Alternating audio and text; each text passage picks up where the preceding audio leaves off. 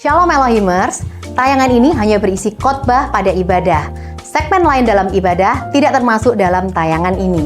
Kami sangat mengharapkan Bapak Ibu Saudara dapat hadir secara onsite untuk mengikuti keseluruhan ibadah yang ada di GPDI Elohim Sidoarjo. Tuhan Yesus memberkati. Senang bisa berada di tempat ini, tentunya ini semua karena kemurahan Tuhan. Saya pertama-tama mengucapkan syukur kepada Tuhan karena saya ada sebagaimana saya ada pada pagi hari ini, semua karena kemurahan dan kebaikan Tuhan.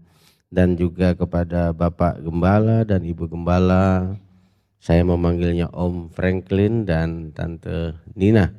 Ya, dan juga seluruh jemaat pada pagi hari ini, boleh kita lambaikan tangan kanan kiri juga ke saya, katakan halo. Ya, luar biasa pagi hari ini kita bisa beribadah. 1 Timotius 4 ayat 8 yang kita sudah baca, ibadah itu mengandung janji. Saya hadir bersama mantan pacar saya, yaitu Megawati namanya. Boleh berdiri, dia adalah istri saya. Ya, kami melayani di daerah Bekasi, 5 menit saja dari kota Jakarta, tepatnya di daerah Jati Bening.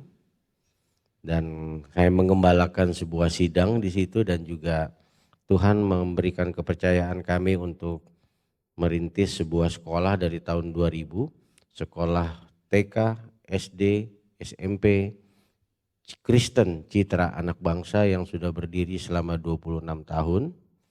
Dan kami sudah menikah dan dikaruniai 3 anak, 1 putri, 2 wanita, 1 orang cucu. Ya, jadi ya, 1 putri 2 laki-laki. Ya, anak saya yang pertama putri, yang kedua laki-laki, dan 1 orang cucu, anak dari yang wanita. Ya, nah saudara, pagi hari ini saya ingin menyampaikan firman Tuhan yang saya alami dari tahun lalu, di mana saya terkena serangan jantung pada bulan Mei, tepatnya tanggal 7 Mei 2025 saya dioperasi bypass jantung, dan 1 minggu setelah operasi saya ngalamin stroke, tidak bisa jalan sama sekali, ya, dan hampir 6-7 bulan saya di kursi roda. Dan proses pemulihan berjalan. Mulai bulan November saya mulai bisa melayani kembali, menyampaikan firman Tuhan di jemaat. Bulan Februari saya mulai melayani keluar. Tahun ini ke Bali, doa puasa 3 hari. Ya, dan ini adalah kali yang kedua, maksud saya juga saya keluar kota. Jadi buat saya ini sebuah karunia, saya boleh melayani Tuhan. Bisa jumpa lagi dengan keluarga besar GPDI Elohim di tempat ini. Nah saudara, dalam perjalanan diri saya sebagai seorang hamba Tuhan, ada satu hal yang saya catat dan saya terus dalami berkaitan dengan smart character. Ya, saya sudah siapkan slide-nya.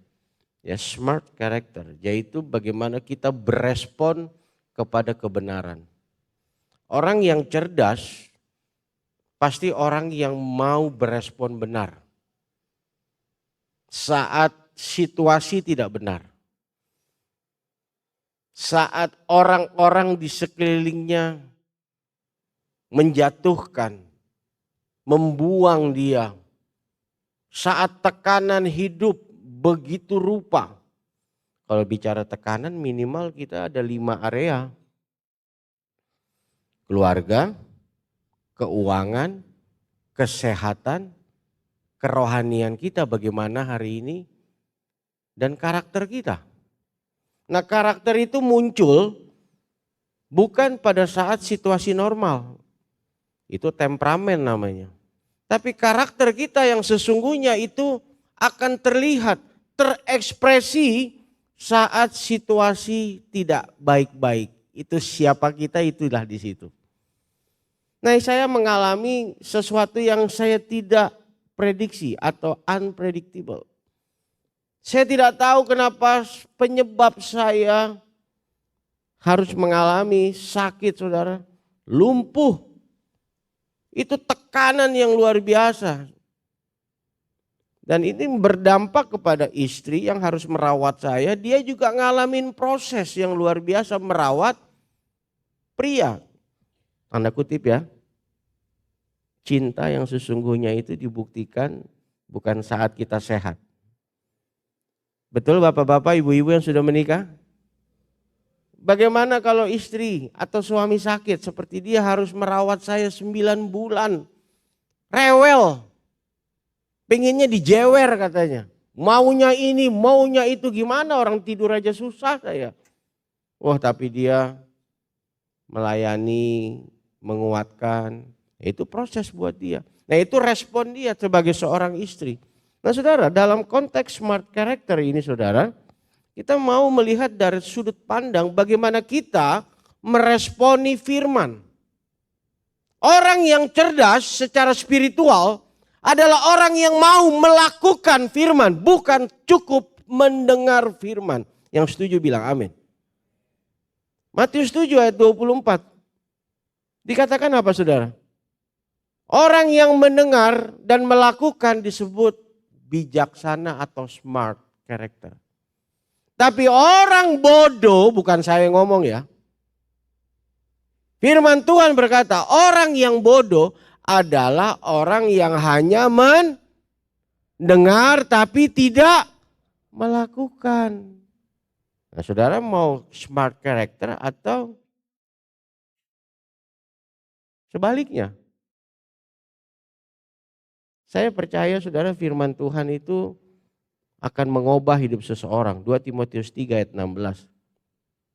Segala tulisan yang diilhamkan Allah bermanfaat untuk mengajar, memperbaiki kesalahan, mendidik orang dalam kebenaran, menyatakan kesalahan, itu firman. Jadi bagaimana saudara menerima firman dari hari ke hari, karena firman Tuhan itu dibaca, direnungkan setiap hari, bukan seminggu sekali. Apalagi sebulan sekali. Seperti orang makan, butuh makanan setiap hari. Nah, saudara, always right response ini adalah sesuatu yang saya alami, yang saya hidupi selama 1 tahun ini terus secara benar, saudara. Berupaya karena firman itu terus hadir dalam hidup saya. Sama seperti saudara terima firman hari ini. Saya melihat dari jarak jauh ada KKR, kesembuhan ilahi di sini beberapa waktu yang lalu. Ada kegiatan-kegiatan bahkan pria. Beberapa tahun lalu saya juga Tuhan percayakan melayani camp pria. Dan semua yang hadir pasti mendengar firman. Tapi pertanyaannya, apa respon seseorang terhadap firman Tuhan itu? Bagaimana firman itu berbicara? Dan bagaimana firman yang kita terima itu kita lakukan atau tidak. Karena firman itulah yang akan mengubah yang tidak ada menjadi ada. Yang tidak mungkin menjadi mungkin. Hanya firman Tuhan. Nah, firman Tuhan itu banyak, saudara. Perintahnya bisa soal memberi. Contohnya gini ya. Galatia 5 ayat 22, 21-22. Buah roh itu apa? Kasih, sukacita, kesetiaan, damai sejahtera, kebaikan, kemurahan, kelemah lembutan dan penguasaan diri. Adakah di antara 9 buah roh itu yang saudara buang? Nggak usah mengasihi lagi, percuma. Dia sudah nggak bisa, udah kebel, jadi nggak berdoa lagi. Padahal Tuhan maunya kita tetap setia. Setia itu kan bukan sehari 2 hari, tapi cukup memakan waktu, saudara. Seperti Abraham menantikan seorang anak. Tuhan butuh kesetiaan Abraham menantikan janji Tuhan. Siapa saudara sedang menantikan janji Tuhan? Boleh angkat tangan? Saudara butuh mujizat? Kalau belum, bukan tidak ya. Kalau belum terima berarti mesti setia, mesti sabar. Itu firman. Saudara mau sabar enggak? Apa saudara mau paksa apa yang saudara mau? Jadi ada waktu kairos, ada waktunya Tuhan menjawab setiap pergumulan doa kita. Nah saudara, respon itu akan diketahui lewat perkataan dan perbuatan. Mari kita lihat slide selanjutnya. Ya. Orang yang baik, yuk kita baca sama-sama 2, 3.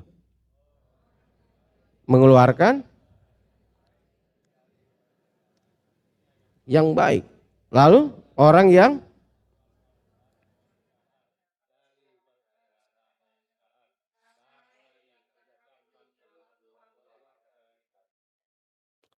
Oke.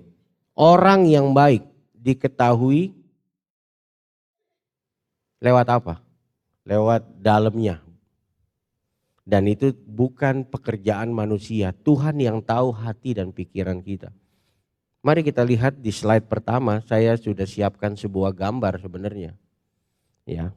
Saudara bisa mengimajinasikan apa arti gambar ini sesuai dengan imajinasi saudara. Saya mengartikannya gambar ini adalah neuroteologi.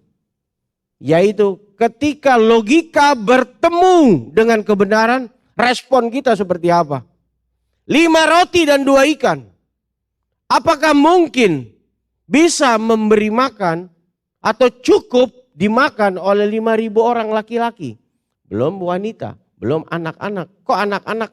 Ya karena yang ngasih roti anak-anak, berarti ada anak-anak di situ. Logika.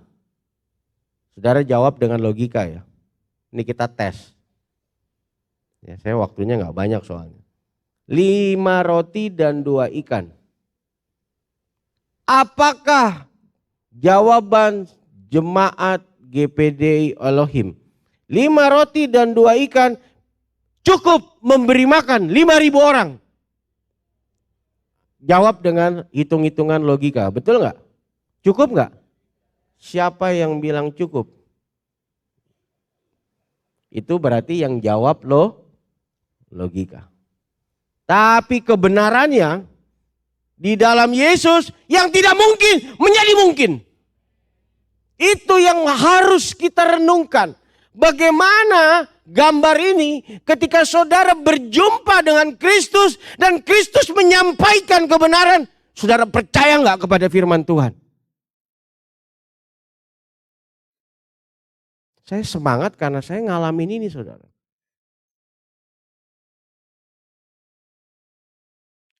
Percaya nggak 5 tambah 2 sisa 12 bakul? Nggak mungkin. Saudara percaya itu? Coba yang percaya angkat tangan. 5 tambah 2 nggak mungkin. Boleh angkat tangan sekali lagi? Kalau sudah balik tangannya begini. Coba yuk kita respon sedikit. Ya, 5 tambah 2 sama dengan 7.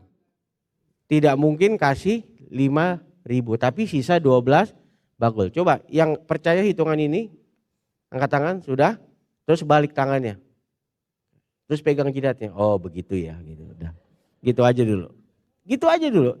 Firman itu butuh perenungan yang mendalam.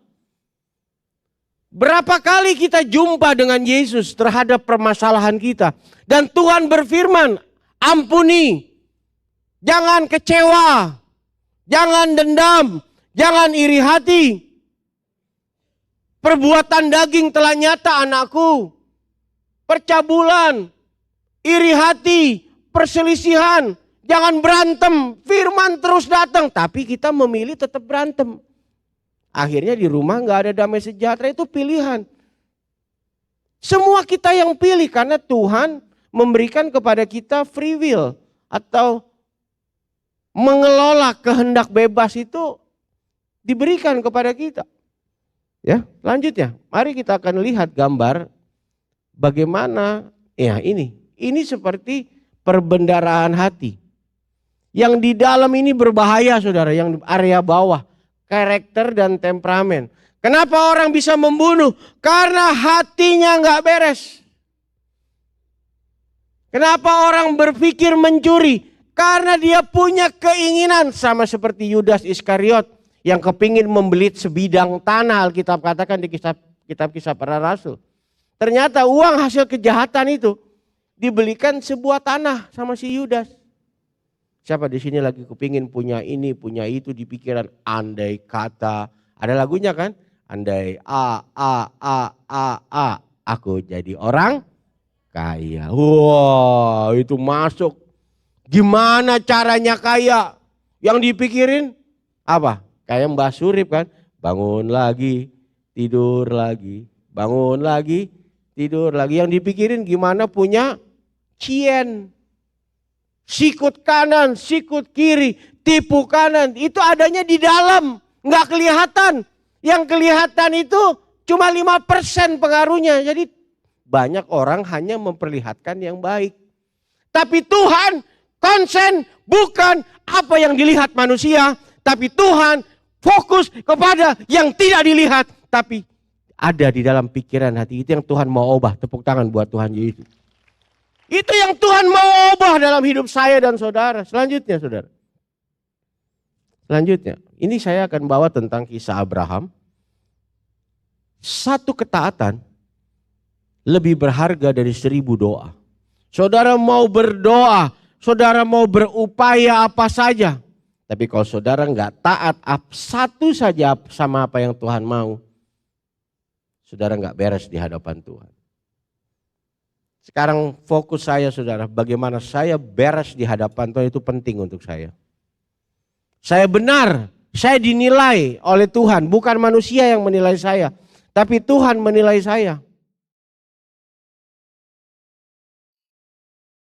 Waktu saya mau dioperasi tahun lalu, nanti kalau saya kelewat timekeeper ya, saya ini biasa ngajar saudara, jadi suka lupa waktu ya. Nah, waktu mau masuk ruang operasi, saya divonis untuk bypass, kan dibelek, kalau bypass tuh dada tuh dibelek, ini jahitan dari sini sampai sini saudara, tulangnya dibuka. Waktu saya sadar, selang di mana-mana, kabel di mana-mana, napas sudah ngomong aja nggak bisa karena selang gede banget di sini. Sebelum saya masuk ruang operasi, saudara, saya berhadapan dengan maut kan, ada ketakutan yang luar biasa. Saya takut saudara. Saya cuma bisa Tuhan, Tuhan. Cuman saya nggak ngerti cara mengusir ketakutan itu gimana. Saya hanya bisa berseru. Nah disitulah saya ingin katakan kalau ini ada cukup waktu saudara, saya nggak bisa bersaksi secara detail. Disitulah peranan firman harusnya berfungsi dalam hidup kita. Dalam tekanan, karena Roh Kudus adalah seorang penghibur. Dia penolong, dia ada dalam hidup kita. Matius 14, dia tidak meninggalkan kita. Bilang sama temannya, Tuhan ada dalam hidupmu. Bilang.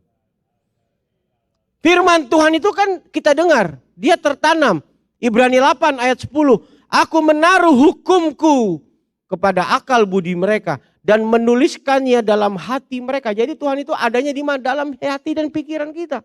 Tuhan itu adanya di sini. Saya nggak ada, istri saya nggak bisa dampingi saya. Saya sendirian di bangsal gitu saudara.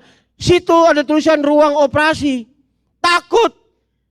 Saya hanya bisa datang kepada Tuhan dan saya, Tuhan tolong. Tuhan nggak datang, hihihi, nggak gitu. Nggak turun dari sorga, wah dengan pakaian putih, ada asap ngepul gitu, enggak. Tapi Tuhan datang dari dalam keluar, anakku mengucap syukurlah dalam segala hal. Mengucap syukur dalam keadaan mau mati ini. Tiba-tiba lagu yang suka saya dengar tapi saya lupa liriknya itu muncul keluar. Hidupku ada di tanganmu, kau beri rancangan yang terindah. Tahu pernah dengar lagu itu? Sambung ya. Tak hanya yang 2, 3. Tak hanya yang baik saja yang ku terima. Walau tubuhku diremukkan, Walau jiwaku terkoyak, mulai nangis saya. Pujianku, Yesus aku percaya pertolonganmu. Itu Tuhan ngomong. Dia nggak datang dengan wujudnya karena dia roh, ruah. Dia tak terlihat dengan mata tapi dia ada lewat kebenaran. Pagi hari ini, saudara percaya nggak? Mungkin saudara melihat saya, tapi secara iman kita melihat bahwa Tuhan sedang berbicara kepada kita, katakan amin. Supaya saudara respon sama firman Tuhan. Jangan cuma dengar nggak direspon, pulang lupa. Itu saya alami, saya nyanyi. Akan kupikul salibku, cukuplah kasih setiamu. Saya jadi nggak nuntut. Orang kalau nggak dengar firman, nggak bersahati dengan firman, seringnya nuntut. Mana? Mana Tuhan? Mana Tuhan? Kok begini? Kok begitu? Siapa suka menuntut? Mana janjimu? Janjimu seperti fajar pagi hari, betul? Waktu nyanyi pertama tangannya tinggi. 3 bulan belum dijawab, tangannya setengah tiang. 6 bulan gak dijawab, gak ada janji Tuhan. Oh, itu kan respon. Akhirnya saya masuk ke ruang operasi, ketemu banyak dokter. Pak siap? Kita mulai ya Bapak, doa ya. Iya dok, kita doa. Doa, diajak doa. Tiba-tiba diajak ngomong yang lain, dia taruh sesuatu di hidung saya, set, hilang saya. Kalau udah hilang, emang saya tahu saya masih bisa napas. Ini kalau dibedel-bedel gimana? Aduh, tapi saudara, saya pas dioperasi, saya berhadapan dengan ucapan syukur saya dan saya bilang silahkan dok, saya siap. Waduh, nggak ada takut lagi, malah sukacita. Tepuk tangan buat Tuhan Yesus, saudara. Ya, ini satu ketaatan, saya belajar ngucap syukur saya dan itu menggantikan ketakutan saya. Kita mau belajar dari kisah Abraham, ya. Allah berfirman, kalau saudara baca Kejadian 12 mulai dari Allah berfirman kepada Abraham. Katakan Allah berfirman. Tuhan berfirman kepada kita. Pergilah, Abraham pergi, dia taat. Mari kita lihat selanjutnya. Ya. Allah berfirman, ambillah anakmu yang tunggal itu.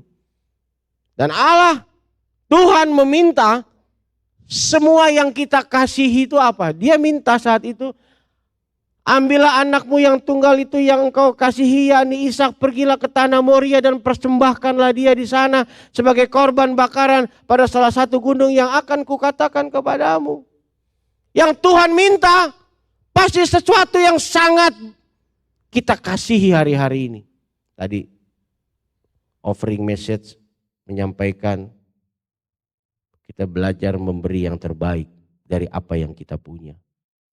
Tuhan kan yang memberi berkat, emangnya dia minta uang kita? Enggak.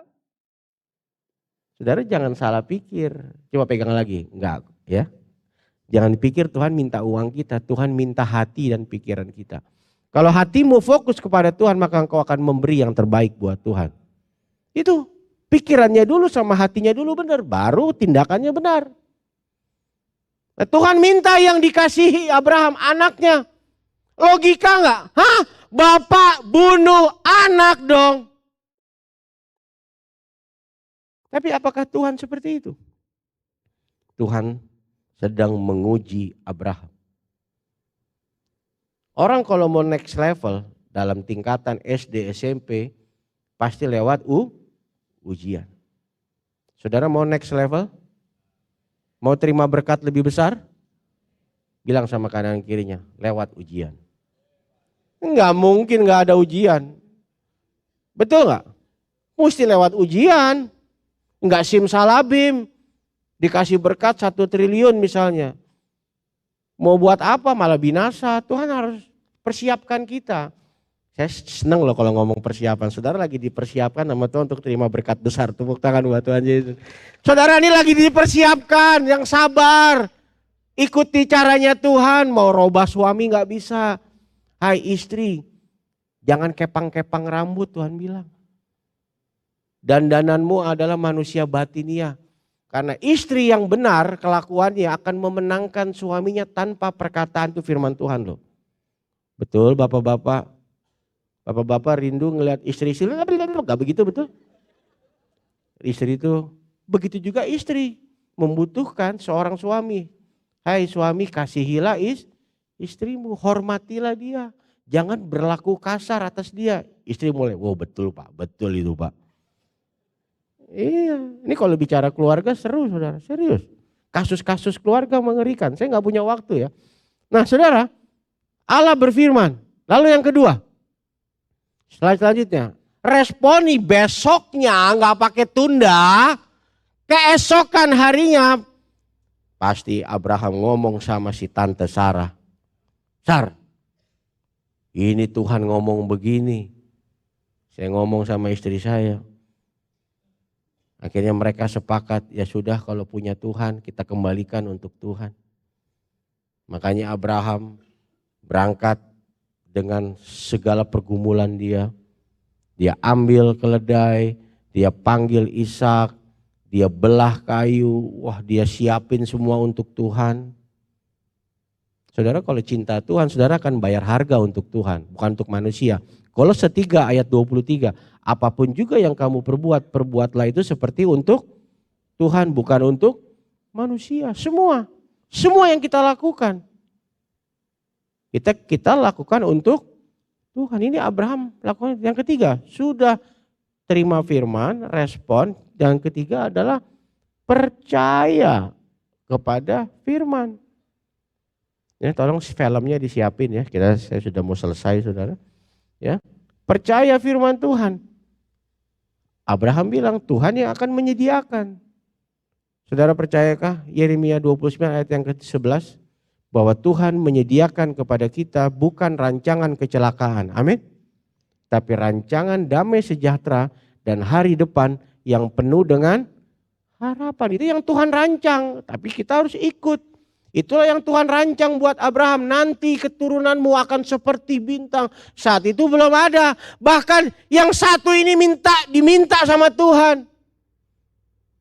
Makanya kebenaran tidak bisa dicerna pakai logika. Yang penting taat. Taat mau dibalik-balik tetap taat. Amin. Kalau sudah siap filmnya silahkan dipasang. Sebagai penutup saudara. Ya.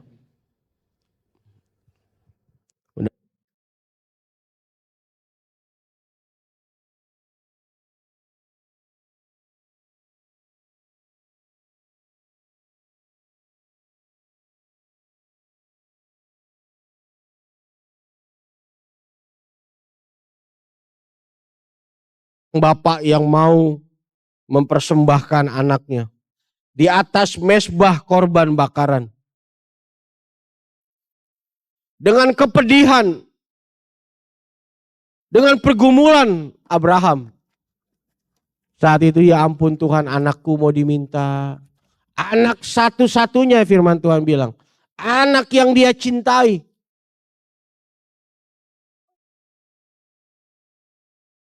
Father, Bapak, we have the firewood, but where's kita the sudah lamb? punya alat, tapi di mana dombanya?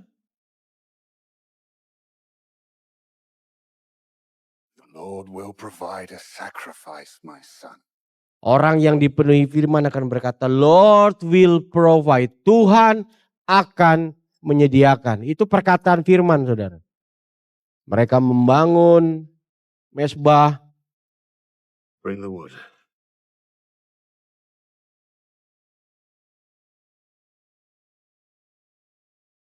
Karena cintanya kepada Tuhan. Karena meresponi firman Tuhan.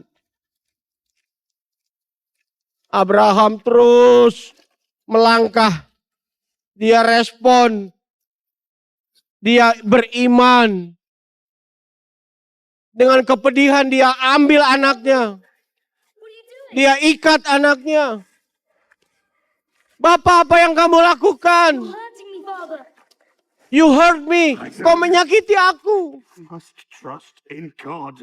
Kamu harus percaya Tuhan katanya. Please. Please.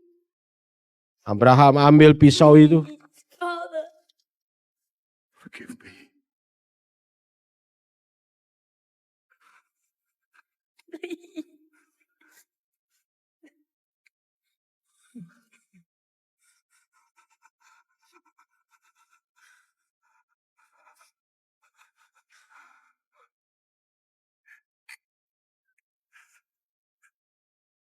Abraham.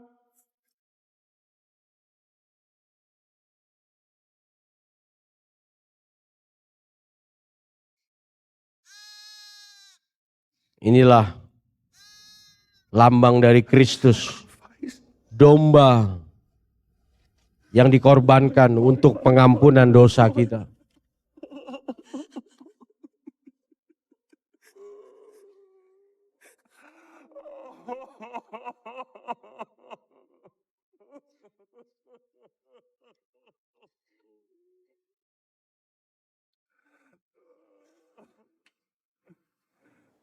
Tepuk tangan buat Tuhan Yesus.